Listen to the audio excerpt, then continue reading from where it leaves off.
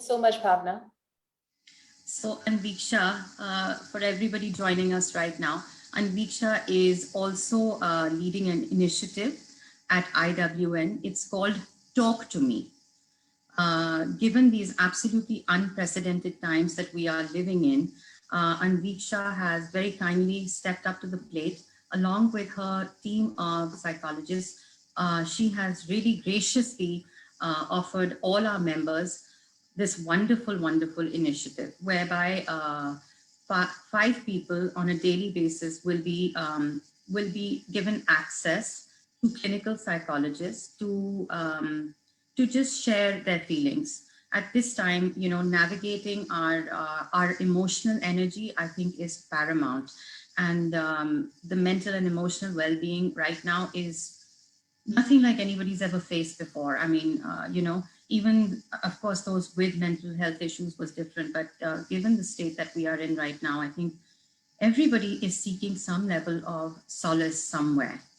So, Anveeksha, can I just start with asking you, you know, there is a gamut of emotions. I know I'm feeling it. And I know that if I'm feeling it, I'm not unique, right? 206 bones in my body, like every other human being, sitting in the midst of a pandemic, obliterated by the surplus information, in a way feeling sadness, grief-stricken, because whether either through first level tier or second level tier, there is nobody today who is unaffected by loss.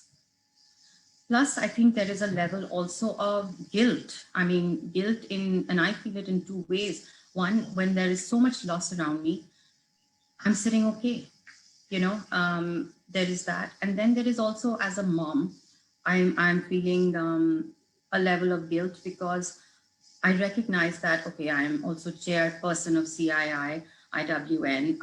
I've got work commitments. I've got a family to run. I've got, you know, people who depend on me, employees.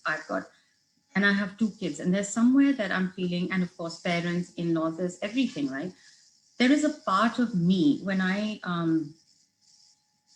go back and I spend time with my kids, I actually feel like, oh my God, you know, the guilt is so strong because I'm also part of 3 task forces. So yes, on one hand, I'm doing the good stuff, you know, and the seva and sort of helping out. And I don't even know whether it's for people or for myself, really, you know. And then there is the anger. So it's like grief, sadness, overwhelmment from the information, from everything. Just I want to bucket this almost into saying these are all negative emotions. They're not things that make me feel happy or pleasant, right? So what do you suggest? How do we navigate this such that we feel more calm, we feel more whole, we feel more able to handle, you know, everything that's happening in our lives? Can you give us a few techniques or just, you know, share with us whatever your insights would be? Thank you, Anveeksha. Thank you, Bhavna, for such a wonderful summarization of what practically every person is feeling right now. Like you rightly said, none of us is unaffected right now in any way possible. And also, like you rightly also said, these are a gamut of emotions that each and every one is experiencing in some or the other degree, right? It's like a high and a low. It's like a roller coaster. That's, you know, one day you're fine, the other day you hear some news, you go back to not being fine. So it's going crazy. We're all very stressed, of course, and we're all very scared also, because this is not something that any of us has ever faced before, and none of us had ever anticipated before. Right? This is, I think, the first time for a lot of us that we've practically become frontline workers of sorts from within the confines of our homes. We weren't, you know, prepared for it, for one, and certainly not trained for it. Yeah.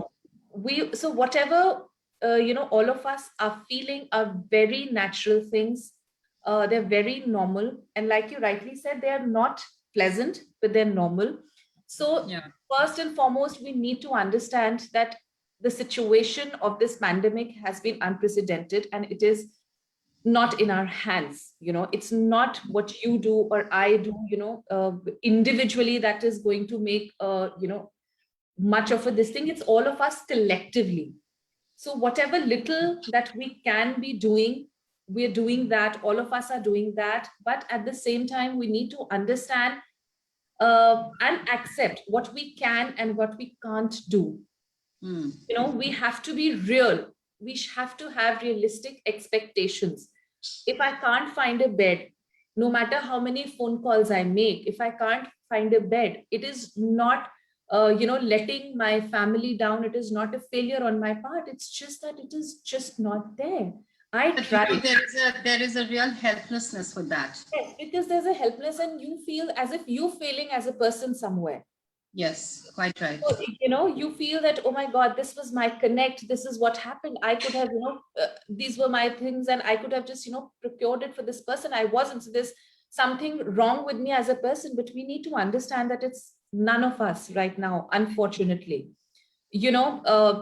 People are in a helpless situation. And so we need to kind of understand and accept the situation of what we can and what we can't do, and change the perspective from I couldn't to I tried, right? The moment you start telling yourself, the moment you start saying, I couldn't arrange for this, I couldn't arrange for that, I couldn't, get a bed, you get yourself spiraling down a negative, set of emotions.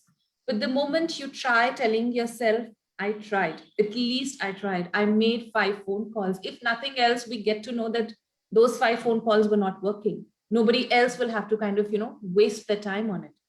Yeah. So there has to be a change, a slight change in our perspectives and how we talk to ourselves. Let's not be too hard on ourselves. Let's understand that this is all normal, and it's fine if we're not feeling okay right now. And also that there will be light at the end of the tunnel, Bhavna. This is not going to last forever.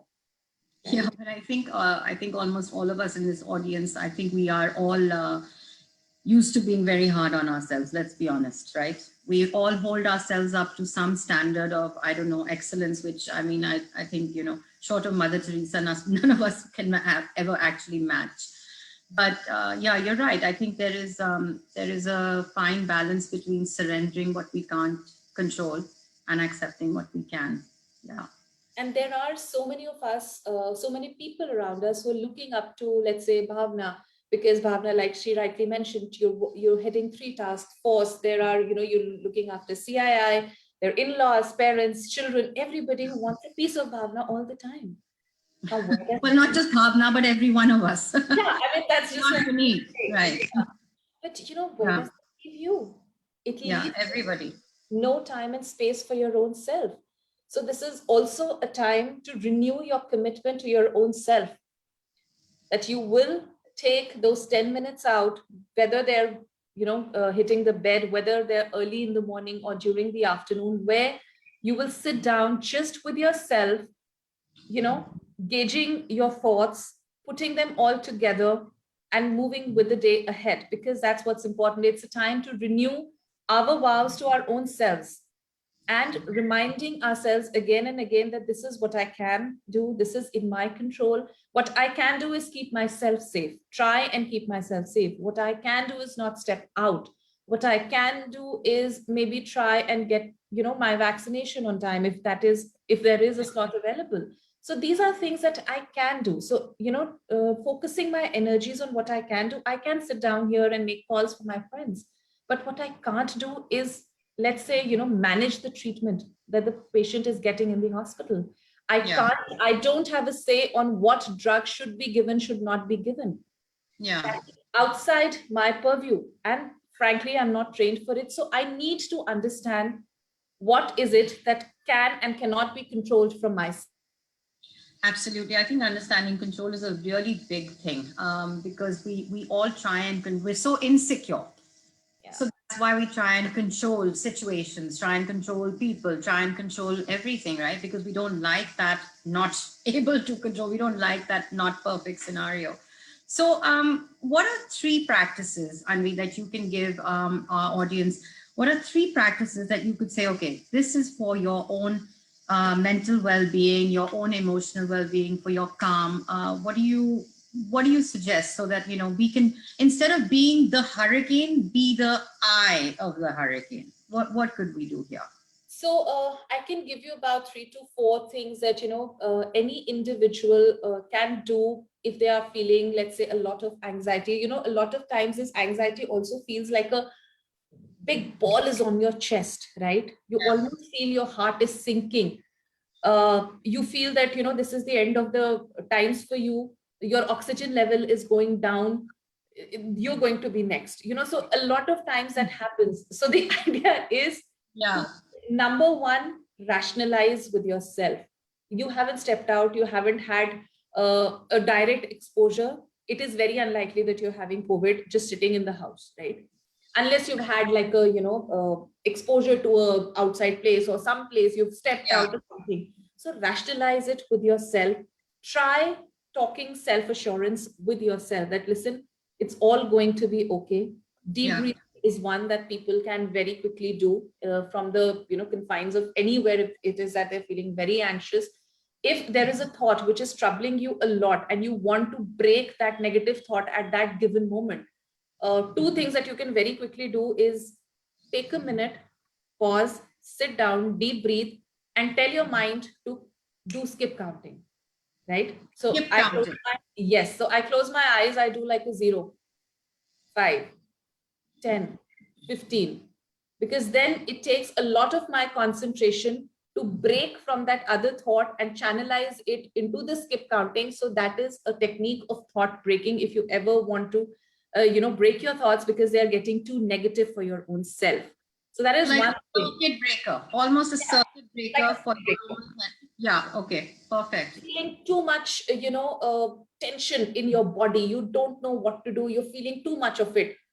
Take Hmm. a pen and a paper, scribble away as much as you want, as much as you like. It does not have to make any sense. It releases a lot of pent up emotions in your own self.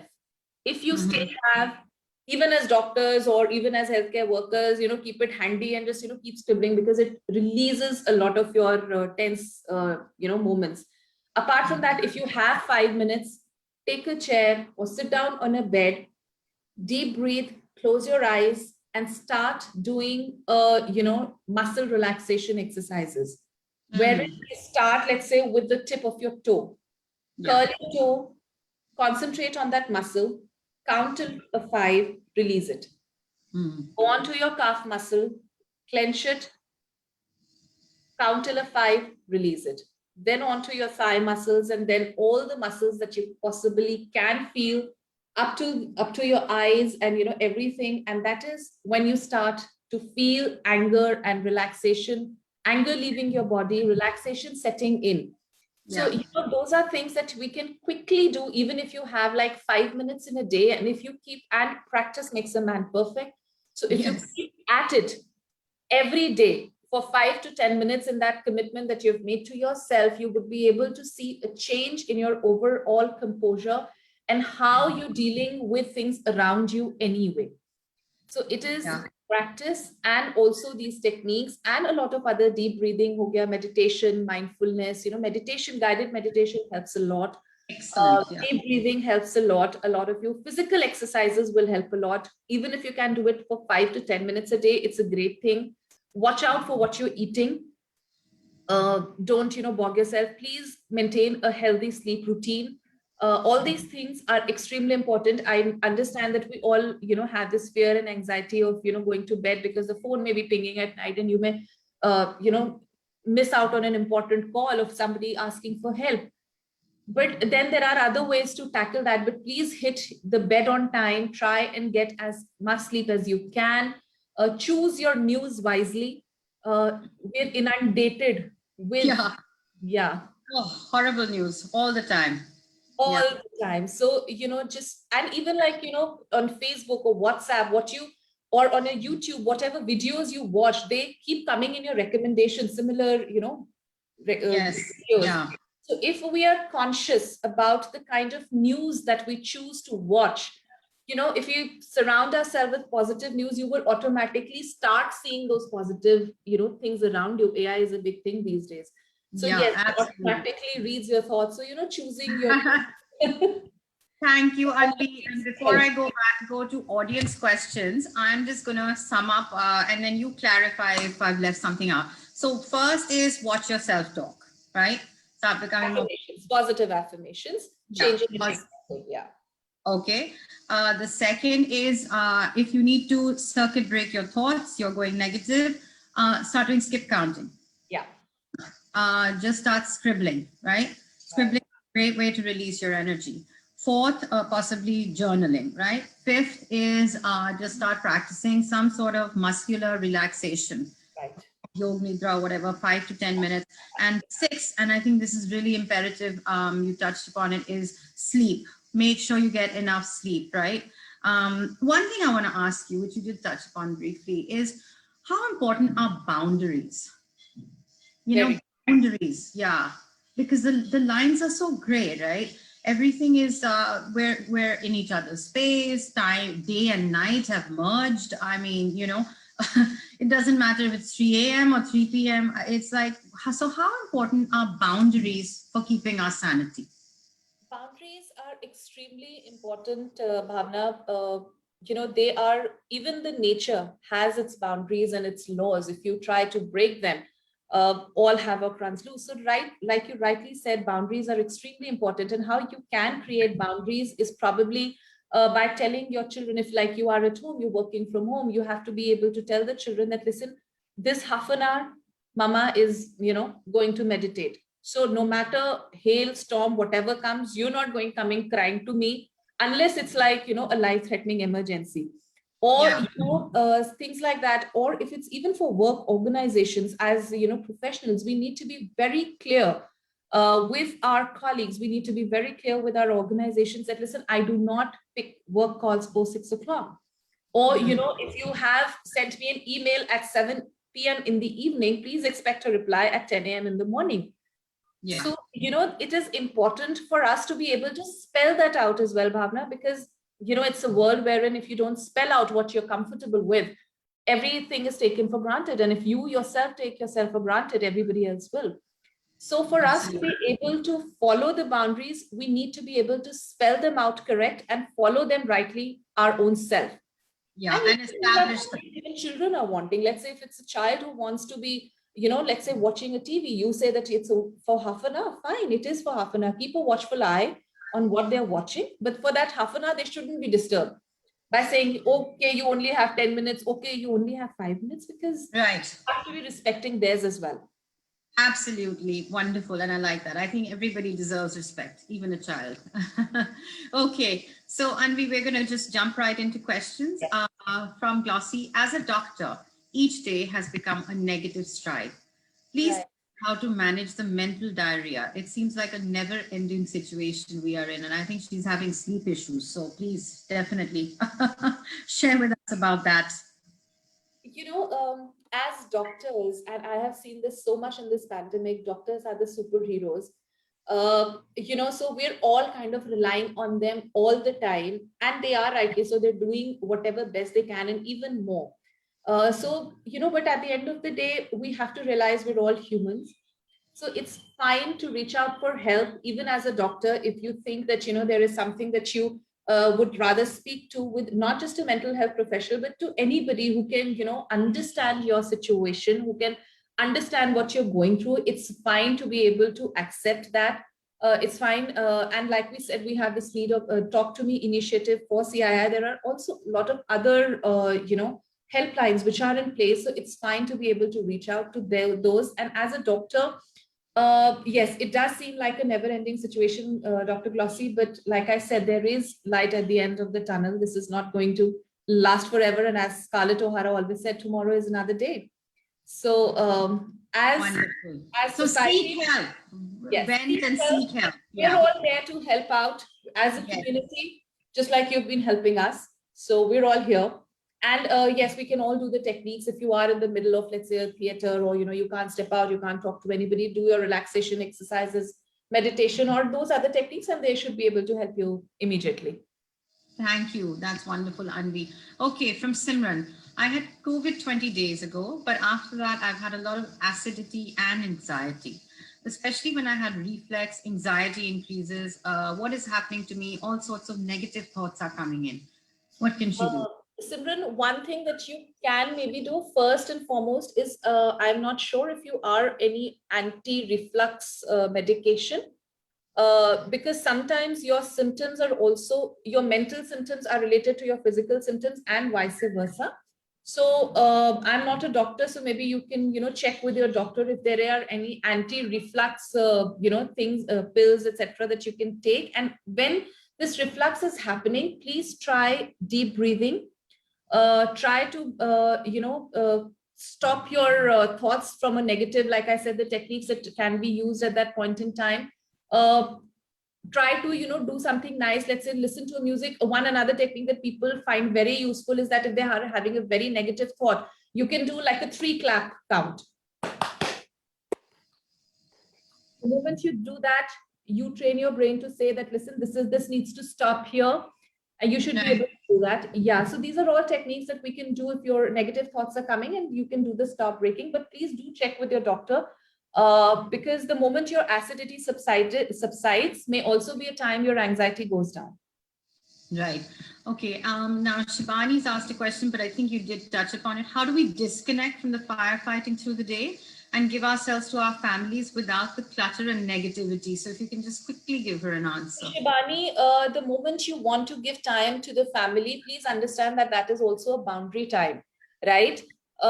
So whenever your time is spending time with your family, with your children, with your kids, with your husband, please put away your phone for about half an hour, 45 minutes. Try not to check it. You have to give your undivided attention to the children. At that point in time, do not talk about what unpleasant situations you may have gone through during the day. Try to create it as a happy time for the children and for yourself, because that is what is going to be the fuel for you to move on further. So yes, it's a boundary that you and everybody else has to respect.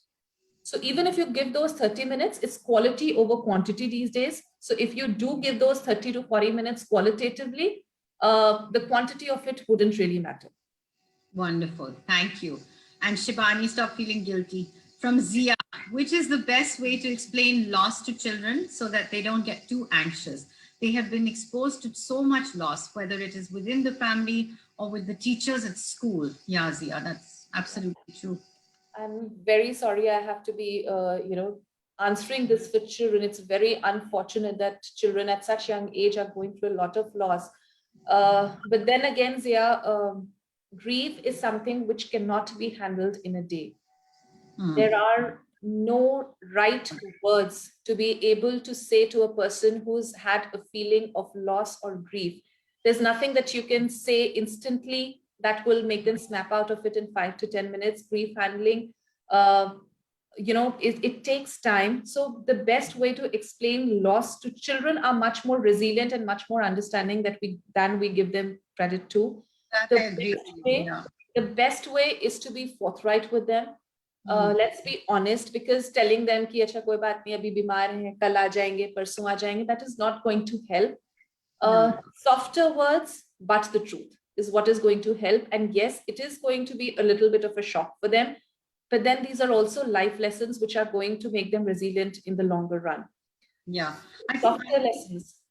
Yeah, and actually what you're saying is true. We shouldn't try and hide it or skirt the truth, because in fact, I think kids will lose confidence in you as a parent, So I think being honest is really important. And just like you said, Anvi, but the way we say it, putting it, and also letting them express their grief. It's okay to feel sad. It's okay to cry.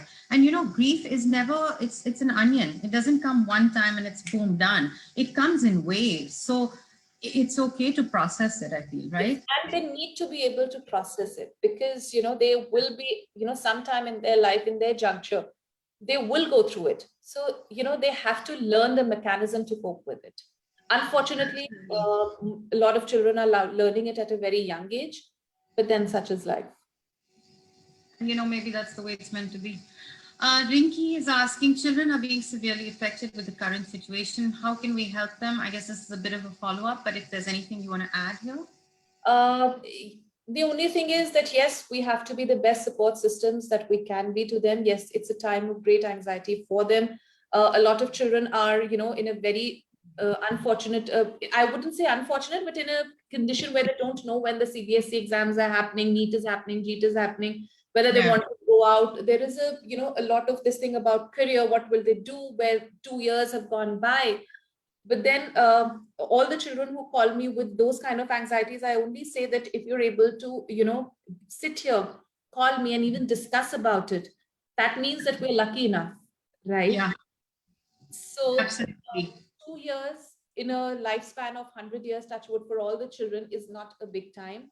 So yes, it is unsettling, but then life will pick on. So we just need to be around them. We need to be the best support systems we can be, and keep reminding them that they are not the only ones, right?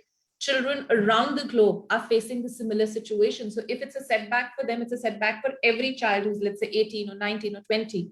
So Absolutely. you're all going to start again from the same place. It's not like Yeah. somebody else has moved ahead and you have been, stepped back. No, we're all going to start from scratch again.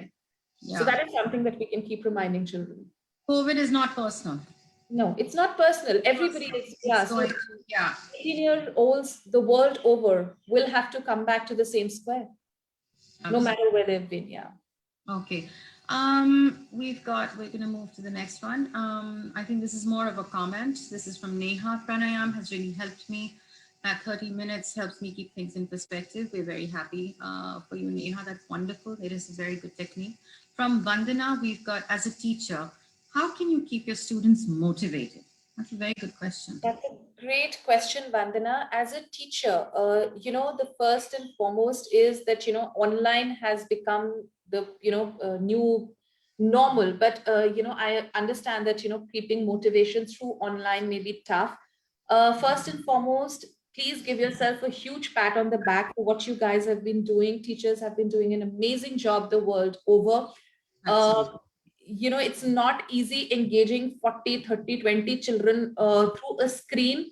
So first and foremost, I'd like to thank you as a teacher for what you've been doing. And as to what can you do to keep the children motivated is probably if you can do some certain motivation exercises with them during the class. You can keep them motivated in terms of talks. It should not be all academics. It has to be very practical also. Anvi, can you give her one quick exercise she could do to keep her students motivated? Just one small one. So maybe, for motivation, what as an exercise, maybe on a Wednesday, she should be able to, tell the children to be off academics and get them to write 10 minutes just about what is it that they are thankful for the day. Ah, So that is a great exercise in motivation, and what is it that they would like to see, let's say, in the coming week. So they mhm. also has something for them to look forward to and Okay. go from week to week. Absolutely, Yeah. absolutely, and I think nothing works as much as gratitude, especially if you really feel that gratitude. Yeah. But thank you very much for your question. From Tanuja, how do you suggest doctors de-stress? They cannot maintain healthy boundaries. Yeah. They cannot. But like I said, Tanuja, there are certain things that you can do within the confines of when you are feeling stressed. See, if like, for example, you're a doctor and you have a string of people outside your OPD who waiting to, have a consult with you, and you're still feeling, you're feeling that stress, please take those 10 minutes out. Anybody who's waited for you for 30 minutes wouldn't mind waiting for 35 or 40 minutes also, because the times are such. It's not like you're doing it on purpose, right? It's Yeah. it's it's just that, it's not in your hands. You guys are trying your level best. Take those 5 minutes out. Keep sitting inside your OPD. Do a quick, pranayam, or do a quick breathing exercise, or do a quick walk within your OPD itself or within the hospital itself. Take those 10 minutes out during the course of the day, or 5 to 7 minutes, and those should be able to help. And do these quick exercises, a guided relaxation, or a, muscle relaxation, or a scribble, or, just for a minute, 30 seconds, close your eyes, imagine a stop sign in front of you, and tell yourself stop and relax. So Mhm. all of these things, should be able to help you a lot, even while you're at work. Sure. Thank you, Anvi. So, from Shibani, our kids hear these conversations all day as they are home and always around. How do we help them understand the situation and not get affected beyond a point? Uh, like I said, Shibani, there is no right thing that you can possibly say. The idea is to not skirt the issues, because you're also building resilience for them in the long run. Yeah. Uh, so it's important for them to understand also the gravity of the situation, because that is how they will also kind of keep themselves and everybody else around them safe. And there, so it's important to let them know what is happening in softer words, how we tell them, and how not to get them affected beyond a point is to get their energies creatively channelized.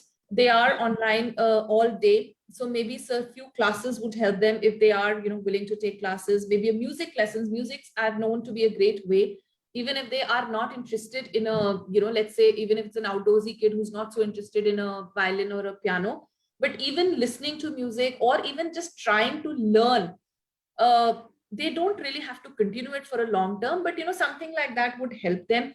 Maybe anything, any class that takes their fancy, channelizing their energy, getting them into reading, so or getting them to write. These are all great ways to get them not affected beyond the point. I think, what is very simple, and I know Shivs does it as well, and I do it as well. I do it very often. In fact, I just play something on the and make my kids dance, because there's so much energy. There's like a nervous energy, and you need to, just exhaust it. So Shivs just do that as well.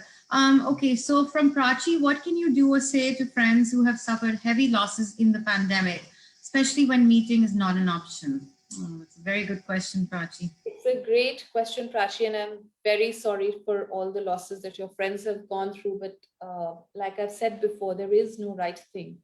What Yeah. to technically say to a friend who's just lost a parent? Yeah. The idea at such a point is not to say the correct things, but kind of be the correct person. Just be Yeah. around, stay connected, let them know that you're around for them. A lot of times people try and skirt the issues by not talking about the person, right, who's just recently deceased. In my opinion, that's not a great thing. If your friend or this person is willing to talk about the deceased person or the loss that they have had, just be around, listen to it. You don't necessarily have to give your advice or give your thoughts on it, but just being there, staying connected and letting them know that you're there is the best way possible. And like I said, grief is not a single day thing. No. It will have to be tackled over time, right? Sure. You've lost a parent, you've lost a parent for life. There's nothing that you can do in a day to kind of put it right. So I think the point here, Prachi, is to just be present with your friend. We can't really do anything but be present, right, Anvi?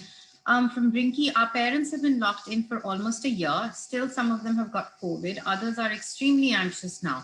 How can we help them? Also, they are losing many of their friends and relatives. Yeah, absolutely true. The Yes, older as well, that's parents. very, very relevant question, Rinky. A lot of us have not been able to see our parents also for for a year or so because of COVID and other things. So if you are physically not around with your parents, I think it makes it works if you are constantly connected with them. Do a 5-minute call with them in the morning, video call with them in the morning, 5 minute in the evening. It is very tough time for the elderlies right now because they're losing a lot of people that they held dear, people and relationships that were in their life for 50, 60, 70 odd years, and there's nothing that they can do right now to stop it, and they can't even go out.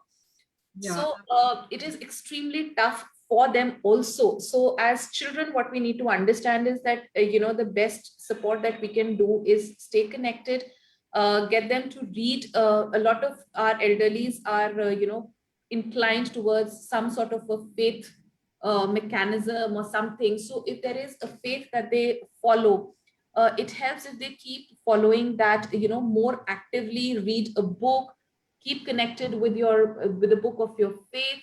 So these are things that we can do, and also to keep them at ease and keep telling them that god forbid if there was anything bad to if some of them was to even contract the virus, it is not that it typically means that everything is going to end, because there are the situation, touch wood, is getting better. If even if you can't step out and go to a hospital, there are people who can come home and look after you. Even if it's not me, if I can't go, I can hire agencies, I can hire people who will come after, look after you, will be giving out your medications, etc. So the idea is to kind of, ease them out and to make them comfortable with the idea that, God forbid, if anything bad was to even happen, it will be tackled, it will be taken care of. Because of the physical distances, it doesn't mean that they're not thought of, they're not loved enough, or that they're not in our thoughts, and everything can be managed, and that they should kind of, just stay connected, have your faith, and as and when the lockdown opens up, do make it a point to go see them if you can, from a distance, of course, maintain the social distancing, etc. And if it can be done, please go see them once in a while. It will be a great, this thing. Get them to talk to their grandchildren more often, because Yes. that's a big thing for my, like, I know it for my parents, it's been a big savior. Yeah. So it's like a individual one-on-one where they talk to their grandchildren. So I think that all of that really helps. So for them to be connected, yeah.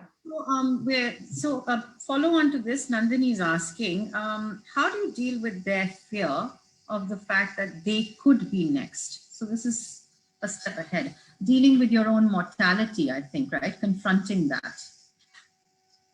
Oh, that's a tough one. Like I said, it's a thought that will keep on coming to your head. Yeah. Maybe what you can do is teach your parents these these thought stopping techniques, wherein, if they are inundated with negative thoughts, how to, channelize them and put them to a more positive thought. Those, maybe if you can teach them that, because see, again, like I said, it's not a stop that you can thought, it's not a thought that you can stop from coming, right? Yeah. Because they are seeing so much of mortality, and they are elderlies. I mean, I see of a lot of young people who are having that anxiety. So Yeah. the idea is to be able to nip that thought in the bud, whether through your exercises, or whether through a positive thought, or through visual imagery, if there is such a thought which is coming very often. Do one of these techniques and follow it up. A follow it up of it is imagining a more happy or a peaceful tomorrow, or something like a visual imagery. That also always works. Stay connected, try and, talk to them about positive things. If they are willing to talk about a friend that they have lost, or a relative they lost, please hear them out, but don't give your opinions on stuff like, oh my god, हाँ, बहुत ही खराब हो रहा है. I also know 5 other people who've gone through this. Let there be no rejoinders from that sense. Let their talks with you be therapeutic. Let it be a catharsis, and let it be a positive thought wherein you're talking to them about the positive things in life, that the cases are coming down. Because see, a lot of elderlies also draw their information from us, because Information and strength. and strength, so my mother would, or because a lot of them are not that tech savvy. So No. and please advise all your parents and all your relatives to not rely a lot on the WhatsApp university, because a lot of lot of elderlies are Oh doing my that, because God. WhatsApp is such a, University of WhatsApp University. yeah, so like my mother would tell me kapoor ki gaant bando and this and that. So I, you have to tell them that, okay, if it gives you like a placebo, great, but let's not rely on it. Please Yeah. listen to your doctor. Please listen. All of these elderlies have one or two trusted doctors that they go to. It's Yeah. important for them to keep in touch with them. Trust the doctor. They're doing the best that they can. They know their job. So all of these things are going to help them, and try and keep them in an uplifted mood, with your positive thoughts, and not give them the, Right. yeah. So I think for the elderly, summing up what Anveeksha has just said is that, let them vent, be present with them, let them vent. And when you feed back to them, make it hopeful. Give them stories of hope, people who have recovered. Find the person in Denmark who's 98 and recovered, or find somebody in Bombay who's 102. And, side cases. And if it's, and what people need is inspiration to say, if it's possible for somebody else, it's possible for me. So be be that champion for your parent. Anveeksha, it's been fantastic having you with us. There is one last question from Neha, and then we'll close for tonight. Are there any grief support groups or COVID survivor support groups? Talking in a group with a guide always helps. Any such groups you can join and recommend to friends and family? That's a great question, Neha. Yes, there are grief. I wouldn't say that there are grief support groups. There are, in India per se right now, there are a lot of COVID related stress helplines that are going on. In fact, Delhi government has also started one. Although I haven't been in touch with any of them personally, so I wouldn't know the kind of grief support they're able to give. But that's a great thought. In fact, if any of you would like, we can take up that, from there. Yeah, Where why don't we connect and see if we can do yes, something like yes, that? that's As a a follow-up to great our idea. Talk to Me initiative. I think that's Yeah. what we should really think about at, at CII Yes, IWN. because as of now, I do not know of any specific grief support or COVID, post-COVID survivor support groups. No. There are often on, little patches and pockets of, 5 people who kind of talk to each other and everything, but there is nothing on a very, on a bigger scale. But yes, there are helplines, which a lot of mental health experts and also the governments are running, which are on COVID-related stress. So those are Yeah, and Prachi's also just mentioned something. She's saying Art of Living also has some great grief support systems. So thank you, Prachi. Yes, that's also a great place to be. Okay. Wonderful, wonderful evening. Anveeksha, it has been a real, really, really a brilliant session for me personally. I want to say, a big thank you, not just as for coming on today for Need of the Hour, but certainly also a big thank you because I know what you're doing for us at CII IWN, and I really appreciate it. Pleasure. That's my thing. Yeah. No, thank you very much. So thanks very much. And thank you to our audience who joined in today. Please join us tomorrow as we bring to you two of our partners with whom we have collaborated to make a difference in our communities. They are Rasoi on Wheels and Pins and Needles. Look forward to seeing everybody tomorrow evening at 5:30. Thank you. Only slight one thing I would like to say, Bhavna. Oh, please go ahead, No, Anvi. just a little, the last lockdown, we survived with hope, with Yes. hope and resilience. This time, gratitude with fortitude is what the mantra that we should all be following. So, that's all. If we can all do gratitude along with the fortitude is what is going to see us through this time around as well. I love it. I love it. Gratitude with fortitude. I love it. Beautiful mantra. And I think everybody needs to just paste it right here. Thank you so much, Anveeksha. Thanks, Bhavna. Thank you, everyone. For being with us. It's been a pleasure and a privilege to have you. Thank you. Thank you so much.